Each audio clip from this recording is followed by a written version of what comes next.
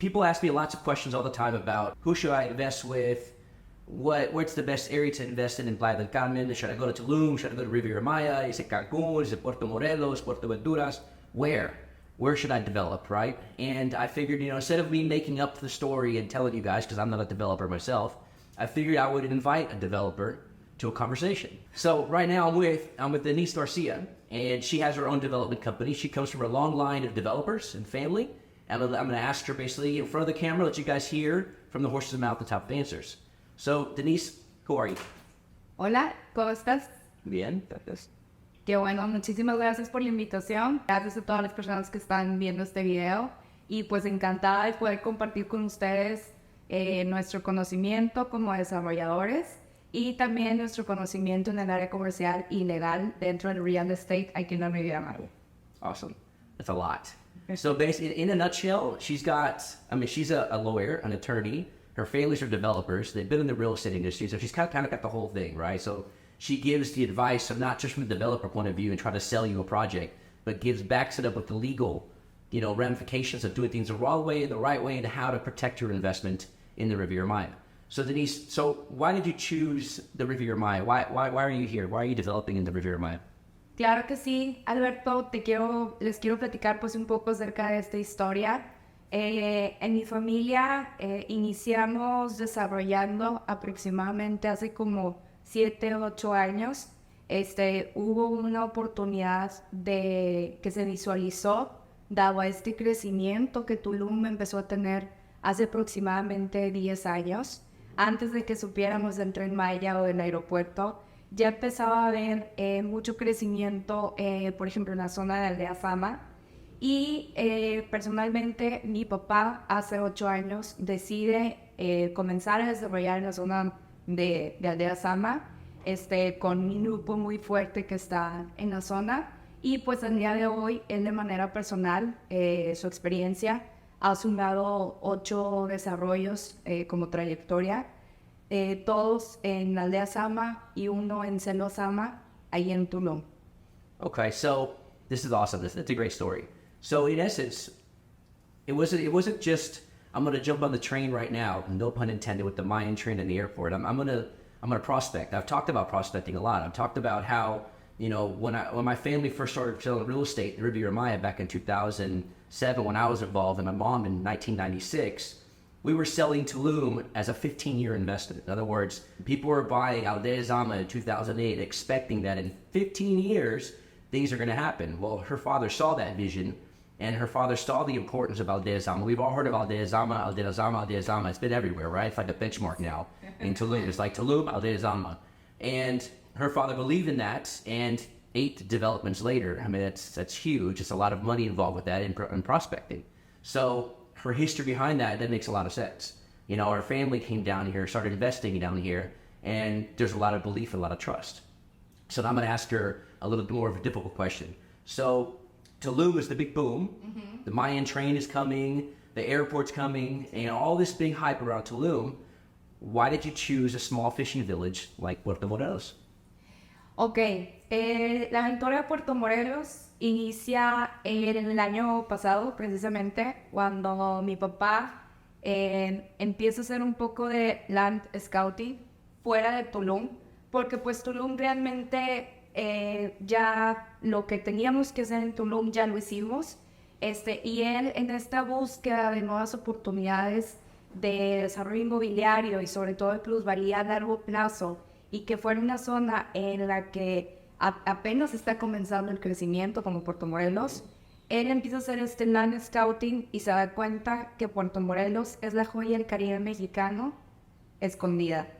Nice. Que Puerto Morelos, pues, como dato informativo, está tan solo a 15 minutos del aeropuerto de Cancún, 20 minutos de la zona hotelera de Cancún, y esto hace que se vuelva un destino turístico bastante atractivo para los turistas, sobre todo también por el tema de que es un lugar muy tranquilo, más allá de la curva de crecimiento que va iniciando Puerto Morelos y esta gran plusvalía que pueden llegar a generar los inversionistas, el crecimiento que va a tener en infraestructura, con lo del Go Outlet, plan de 2050, punto 2050, que viene lo de la Fórmula 1, también obviamente el Tren Maya, y más crecimiento que se viene para la zona. So, in essence, I mean, the target market or the trajectory in which why her family is choosing now the next prospect, right? They're prospecting in essence, right? Her dad prospected, 10 years ago in Tulum. They've done their job. They've done what they felt they needed to do there. And Tulum's a different market. It's already exploding. It's good to go. Now, as a developer, it makes more sense to buy land that's not going to cost them an arm and a leg and get in small villages and prospect the actual the growth, right? But it's not just the shot in the dark. They're not just shooting darts at a dartboard with their eyes closed. There's strategic design behind the development of where they bought their land. Why? Because not just the Mayan trains will be passing through there, but I think the biggest mall in Mexico, or one of the biggest malls, outlet malls, is being built right now. It's like 10 minutes up the highway from there. Huge. I mean, it's a big. You've got like a lake in this mall where you can go jet skiing, like a ice skating rink, and some crazy stuff. And the growth of the small fishing village, so to speak, of Puerto Morelos is beautiful. There's some really nice restaurants there. It's a really cool beach there. I mean, it's like what Playa was, let's say, 15, 20 years ago. I'd say 20 years ago, because I was here 15 years ago, and it wasn't like Puerto Morelos. It was already developed, right, Playa del Carmen. So what's really cool about Puerto Morelos and about this development, I'm going to ask her the name about it in just a second, is it's close to a lot of really neat stuff, right? You've got a place called the Ruta de Cenotes, which you've seen on my YouTube video talking about that, where you've got cenotes. If you haven't heard what a cenote is, if you took an X-ray picture from space of this peninsula, it would look like a big giant piece of Swiss cheese. There are thousands of miles of underwater freshwater cave systems throughout the entire peninsula. And there's a lot of them near Puerto Morelos where they open up. And when they open up to the earth on the surface, you've got these little ponds, these little caves where you can go swimming, snorkel, stuff like that, and actually experience an amazing experience with stalactites, stalagmites, and stuff like that and underwater. So Puerto Morelos is a great up-and-coming location, but it's not going to be for the teeny bobbers. It's not going to be for the 25-year-olds. It's not going to be people that want to come down here. I'm not saying partying is a bad thing, but coming down here to party and drink, but actually wants to come down here to maybe retire or buy a second vacation home or your first true vacation home where you keep it to yourself. You're not going to put it up on the rental market. You're not going to put it up on Airbnb. You're not going to go VRBO. You're going to do this just so you have a home away from home when you come on vacation. So I'm going to ask you now, Denisse, what's the name of your development you have right now in Puerto Morelos? Principalmente el perfil del cliente. No, what's the name? The name. Okay, sorry. El perfil del cliente, pues sí, efectivamente es lo que acabas de mencionar tú. Es un perfil de cliente que viene de retiro. Es un perfil de cliente senior que busca un second home definitivamente en la playa. Que sí, su prioridad no es la renta vacacional. Si bien nuestras unidades son low-cost, realmente los clientes no les interesa rentarlo, porque dicen, es mi casa en la playa, y cuando yo llegue quiero que mis cosas estén ahí y que no haya, pues, algo dañado, etcétera, y que yo pueda tener mis cosas personales ahí. Así que, pues, complementando lo que acabas de decir tú, definitivamente Puerto Morelos es el lugar ideal para aquellas personas que buscan el retiro, buscan tranquilidad y buscan pues prácticamente disfrutar del mar y de la naturaleza, quitándonos a un lado el ruido de Playa del Carmen, de Tulum o inclusive también de Cancún. Ahora bien, pues bueno, nuestro proyecto es un proyecto boutique de lujo, que es beachfront completamente. Nice. Sí, es un proyecto pues boutique de 12 departamentos de lujo. Su nombre es Nalu, Luxury Beachfront Residence. Y pues bueno, la palabra Nalu significa gran ola de oleaje en hawaiano. Ahí quisimos ponerle pues un toque, una identidad al desarrollo, porque es muy importante, lo haces con mayor pasión al momento de que empiezas a planear todo el tema del desarrollo inmobiliario, sus configuraciones, todo el tema arquitectónico, su diseño de interiores, pues es muy importante desde el inicio ponerle una identidad a los desarrollos. Sí. One of the things I didn't mention a minute ago was, obviously location. So one of the key elements that makes now Tulum as a booming thing, right, is because you have the international airport that's being built. They'll start getting the flights late this year, early next year, and then the Tren Maya, right? Well, Puerto Morelos and this particular development, well, you have the airport in Cancun now. So instead of arriving to Cancun and traveling almost 2 hours to get to Tulum, or if there's traffic, 2.5 hours to Tulum, now you're going to get to the airport in Cancun and you'll be at your destination in 15, 20 minutes with traffic, right? Which is great. I mean, that's location, location, location. I think this is a sleepy village. I think Puerto Morelos has not, I hate to talk a lot about opinions. I like statistics.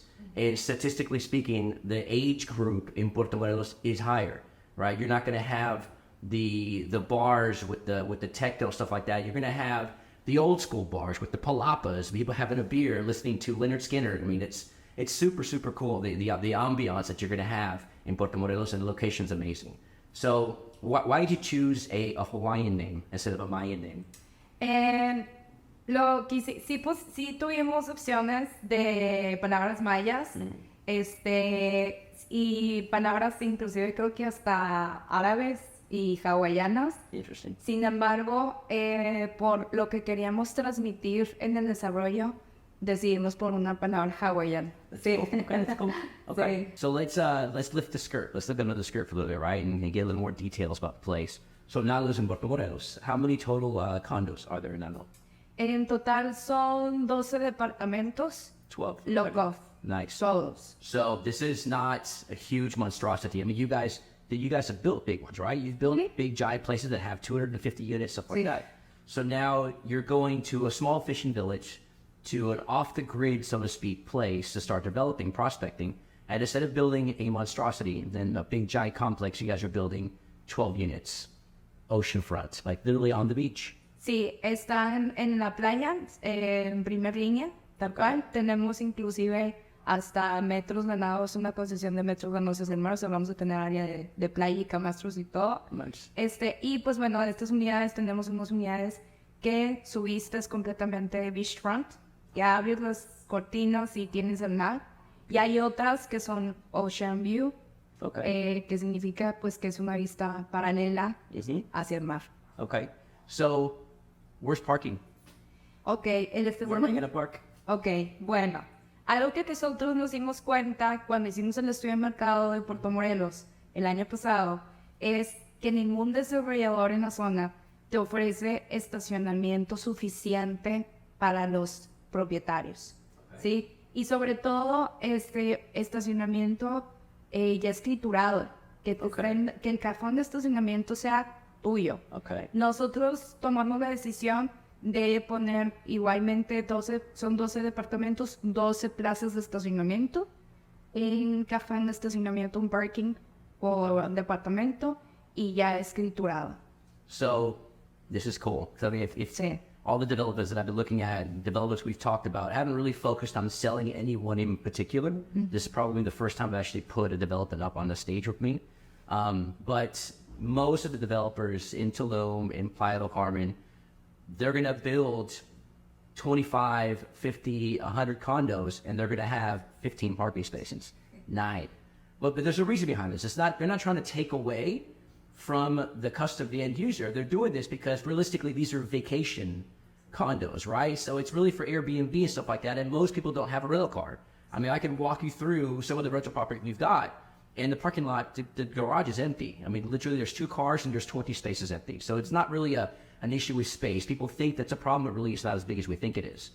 But since her market is really a second vacation home, since it's for somebody that's going to come down and have their own place, have their own furniture, have their own decorations, and not put it up for rent, it makes sense to have your own parking spot, to have your car there, right? You're going to come on vacation, you're going to take a car and then park it there, or even buy a car and leave your car in your parking space, right? So it makes sense. But a cool note is it's titled.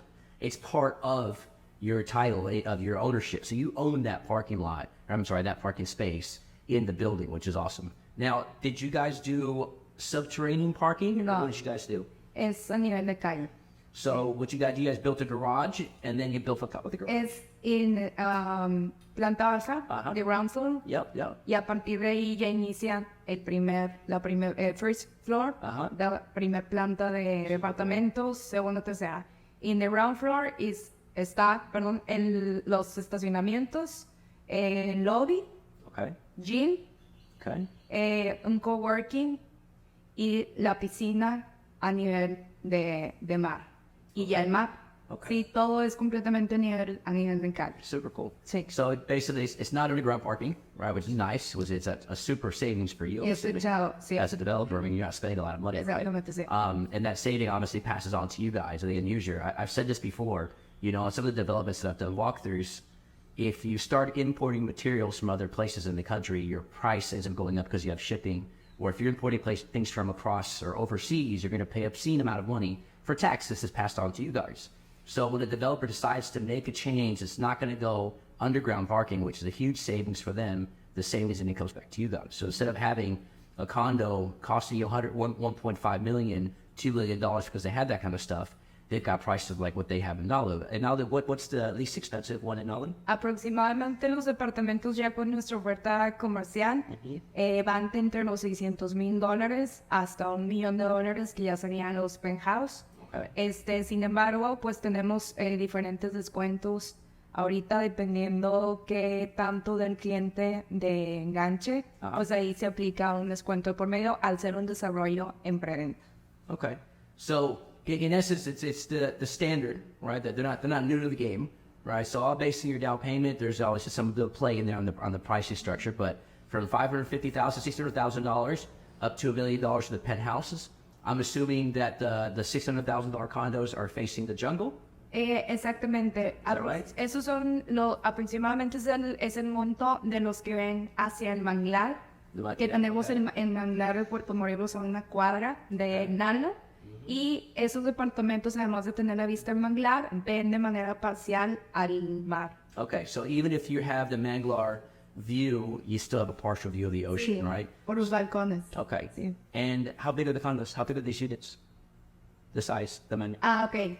Aproximadamente esos los que ven hacia el manglar, los Ocean View, son de 195 metros cuadrados de construcción. Son 2-bedroom lock-off.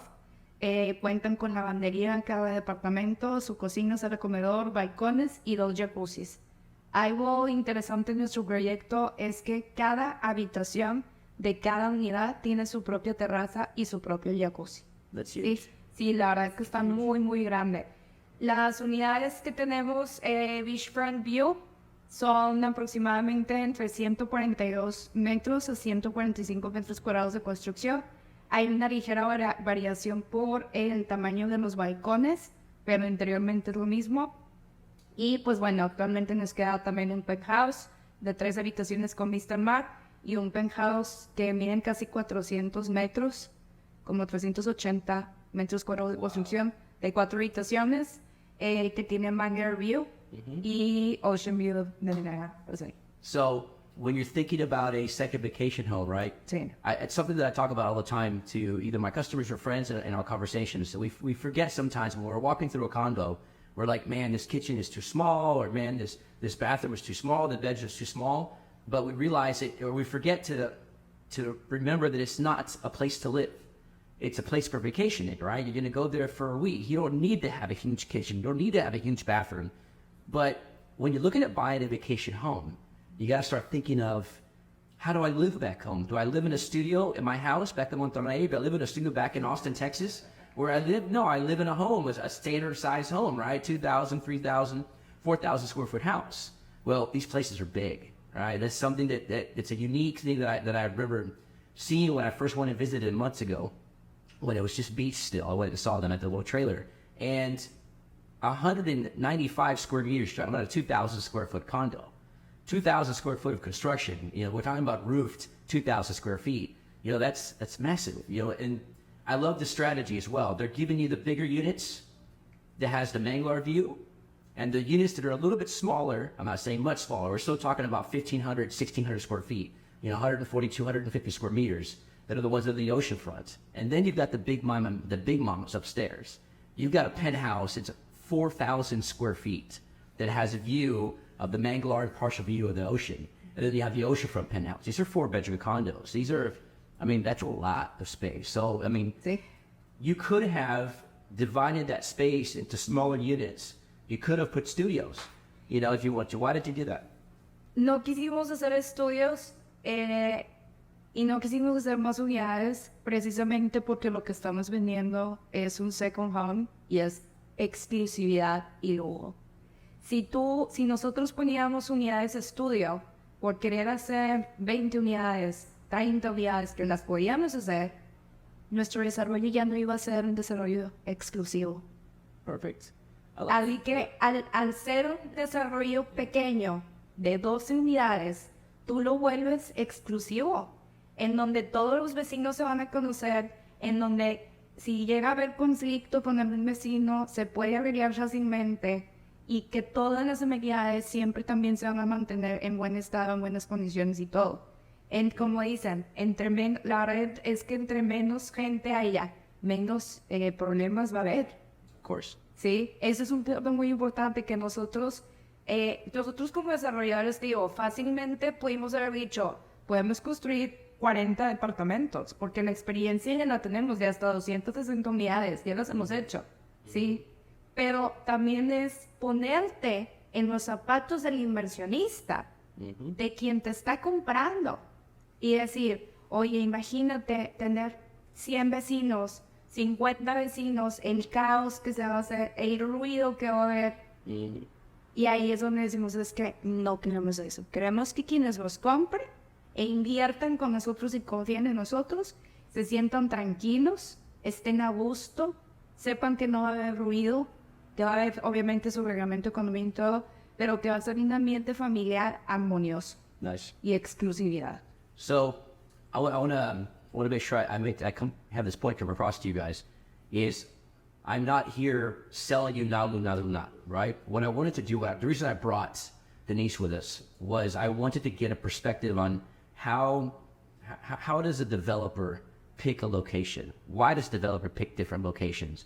And why are they always 1 or 2 or 3 steps ahead of us, right? They're always buying somewhere, and we find out 5 years later that was the place to buy, right? So I'm actually kind of trying to pick the brain of the developer and trying to give you guys an advantage to know where you can start looking at to invest, right? And Puerto Morelos is one of those places, but I can't invite a developer and not have them tell us about their projects, right? That has to be a give and take on both sides of the whole situation, right? So we have a big developer that has a lot of really good developments in Tulum, has decided to start setting up shop in Puerto Morelos, but not setting up shop with a giant development, but a small boutique style condominium. Now, a quick question, is it going to be open rental or is it going to be a condo regime kind of thing?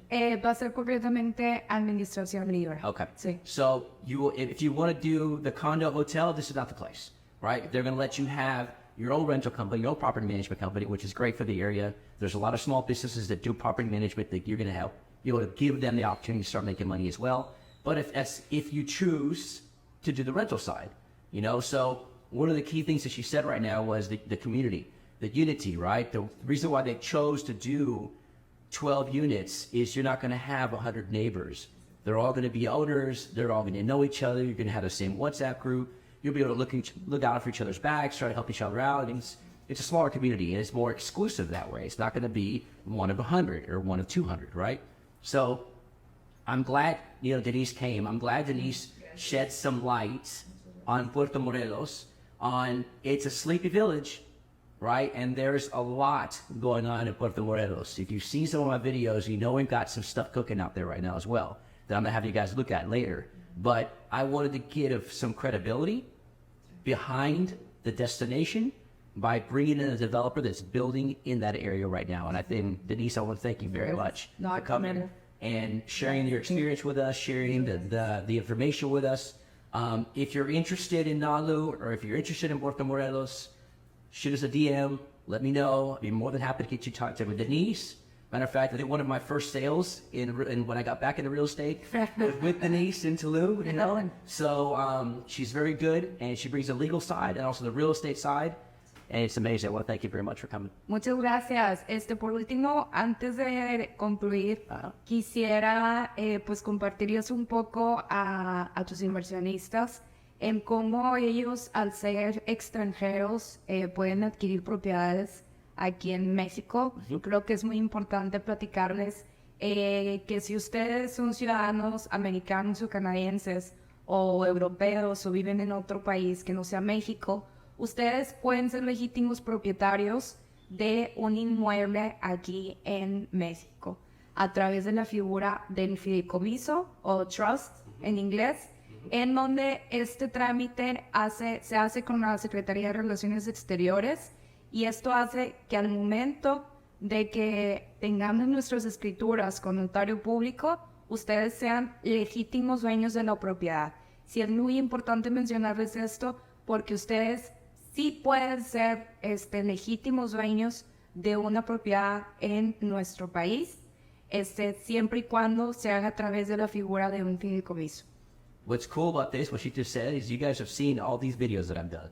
And I've talked about the fideicomiso, and I've talked about how foreigners can buy and what the process is and how much it costs, stuff like that. But you got it from an attorney. You got it from the horse's mouth. The legal aspect is basically backing up everything that I've been telling you guys. Well, there you go. From the horse's mouth, so to speak, quote unquote, we got the answer, right? So I'm very happy you were here. I'm glad you gave us advice. Muchas gracias. And we'll see you soon. Gracias. Muchas gracias. Bye.